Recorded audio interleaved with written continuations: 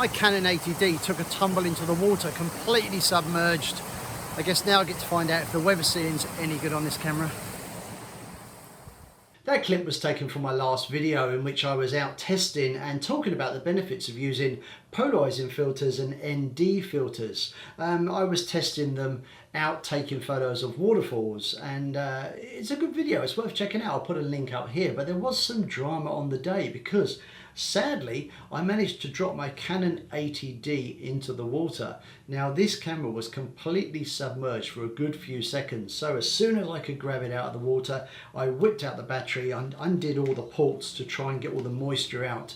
And as soon as I got back to the office, I packed it in a sealed container with some rice, because I'm told that the rice will soak up the moisture, and that's really the best I could do.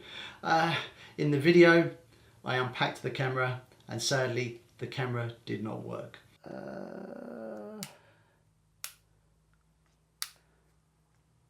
Absolutely nothing. Absolutely nothing. It's dead. But a week later, after sitting on the shelf for a week, I was about to take this camera to the nearest Canon service centre, and I'm pleased to say that the Canon 80D lives on for another day. Now what can I tell you, I was incredibly disappointed when I thought this camera was dead. I use this camera a lot. In fact, I've recorded most of my videos on YouTube using this very camera. But you know, it happens, accidents happen, but I'm amazed that this camera survived.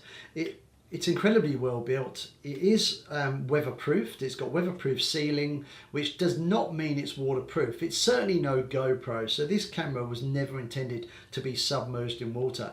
And as it fell down, it hit a rock on the way, but there's, apart from a tiny scuff on the top, there's virtually no mark on this camera. It is built like a tank, and I'm amazed that it works, and it works fine. I've taken some photos of it, I've done some video with it.